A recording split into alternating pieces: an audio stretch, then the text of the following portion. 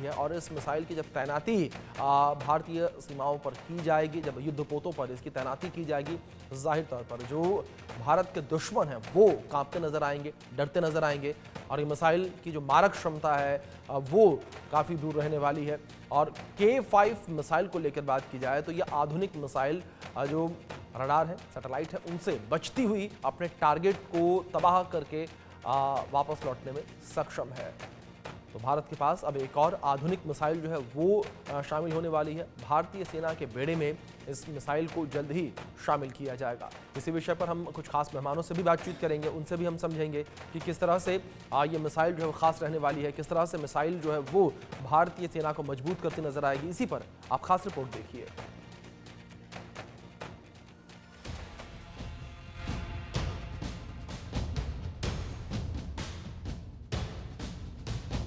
चीन कांप रहा है, पाकिस्तान हाँफ रहा है, जिनपिंग की नींद उड़ी है, शहबाज के होश फाख्ता हैं।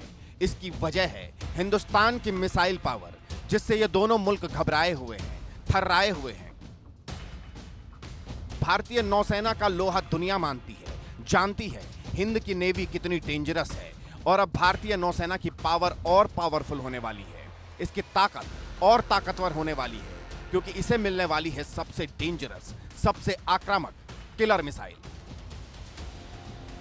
यह मिसाइल दुश्मनों का काल है, उनका बुरा ख्याल है। यह नींद में भी उन्हें डराती है, चैन से सोने नहीं देती, हिंदुस्तान पर बुरी नजर डालने नहीं देती।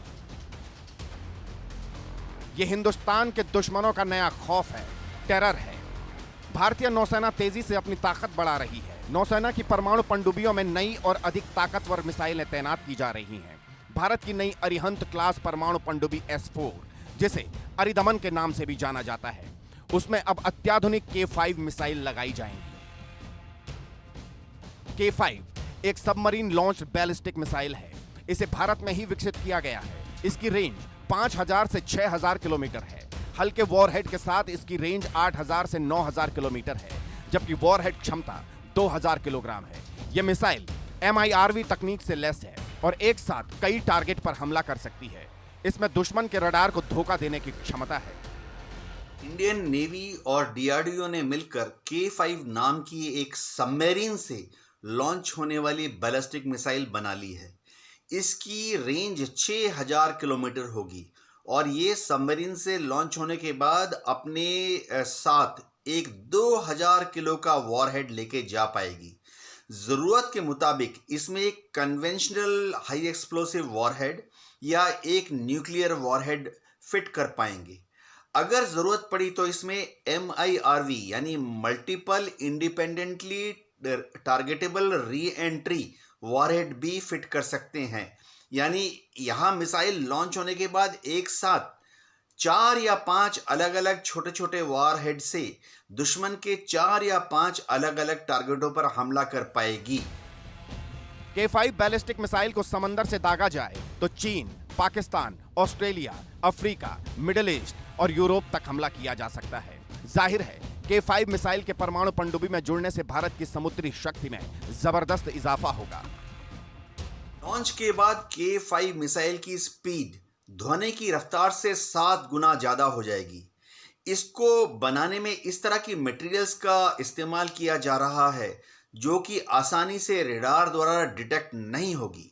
ये जरूरत के मुताबिक क्रूज फेस में आकर मैनोवर भी कर पाएगी, यानी दाएं बाएं ऊपर नीचे जा पाएगी, ताकि शत्रु का एयर डिफेंस सिस्टम यह प्रेडिक्ट ना कर पाए कि ये कहां से गुजरेगी और शत्रु का एयर डिफेंस मिसाइल इसको शूट डाउन नहीं कर पाएगा। भारत ने कुछ समय पहले ही स्वदेश परमाणु पनडुब्बी S4 को लॉन्च किया था। SSBN INS अरिहंत और INS अरिघाट हैं, जो गहरे समुद्र में गश्त करती हैं। हाल ही में लॉन्च की गई S4 पनडुब्बी भारत की परमाणु सुरक्षा को और मजबूत करेगी। इस परमाणु पनडुब्बी को पहले ही K4 बैलिस्टिक मिसाइलों से लैस किया जा चुका है, जिनकी क्षमता 3500 किलोमीटर तक है। वहीं अब नौसेना की इस नई परमाणु पनडुब्बी को सबसे ताकतवर बैलिस्टिक मिसाइल से अपग्रेड करना भारत की सुरक्षा रणनीति को और मजबूत करने और हिंद प्रशांत क्षेत्र में नौसैनिक ताकत बढ़ाने के लिए बड़ा कदम माना जा रहा है। भारत के न्यूक्लियर सबमरीन से दागने के बाद यह मिसाइल 6000 किलोमीटर की दूरी जा सकती है। यानी लॉन्च के बाद इसकी जहद में ना सिर्फ पाकिस्तान वरन पूरा का पूरा चीन भी आ सकता है। हाँ, चीन पर लॉन्च करने के लिए हमारी न्यूक्लियर सबमरीन को पहले साउथ चाइना सी या ईस्ट चाइना सी तक जाना पड़ेगा और वहां से समुंदर की सतह के नीचे से छिपकर हमारी सबमरीन जो है K5 मिसाइल को चीन के किसी भी टारगेट पर, चीन की राजधानी बीजिंग पर भी लॉन्च कर सकती है। हाल ही में सरकार की सुरक्षा पर बनी कैबिनेट कमेटी ने भारतीय नौसेना के लिए 2 नई परमाणु शक्ति से चलने वाली अटैक पनडुब्बियों के निर्माण को मंजूरी दी है। इसका मकसद हिंद महासागर क्षेत्र में भारत की सुरक्षा और ताकत को और मजबूत करना है। भारत उन कुछ देशों में शामिल है जिनके पास परमाणु शक्ति से चलने वाली पनडुब्बियां और न्यूक्लियर ट्रायड मौजूद है। अमेरिका, ब्रिटेन, रूस और चीन के साथ भारत भी इस खास क्लब में शामिल है।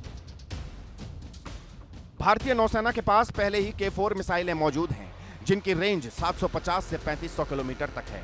हालांकि अब नई पनडुब्बियों के साथ लंबी दूरी की मिसाइलों की जरूरत बढ़ गई है। यही कारण है K5 और K6 जैसी मिसाइलों पर तेजी से काम किया जा रहा है। K6 मिसाइल अभी निर्माणाधीन है और इसके आने से भारतीय नौसेना की मारक क्षमता और बढ़ जाएगी। Bureau report, India news. आपने रिपोर्ट देखी और इसी विषय पर अब बातचीत करने के लिए हमारे साथ 2 खास मेहमान भी जुड़ गए हैं। उनका परिचय आपसे करवा देते हैं। हमारे साथ JKS परिहार जी जुड़े हैं, रिटायर्ड मेजर जनरल हैं डिफेंस एक्सपर्ट के तौर पर, और retired group captain doctor VN Jha ji हमारे साथ जुड़े हैं डिफेंस एक्सपर्ट के तौर पर। आप दोनों मेहमानों का बहुत स्वागत है इस चर्चा में। चर्चा की शुरुआत JKS परिहार साहब मैं आपसे करना चाहूँगा। और अगर K5 मिसाइल को लेकर बात की जाए तो परिहार साहब, K5 मिसाइल की फिलहाल क्या स्थिति है, किस तरह से ये मिसाइल अभी डेवलप की जा रही है, और जब इन्हें पनडुब्बियों पर तैनात किया जाएगा किस तरीके से ये आत्मघाती हमले करने में सक्षम होगी दुश्मनों पर? देखिए, DRDO जो है हमारा, उसमें मिसाइल्स में बहुत ज़्यादा आगे गए हैं। जो जी। इस तरह की मिसाइल्स DRDO डेवलप कर रहा है वो काबिले तारीफ है।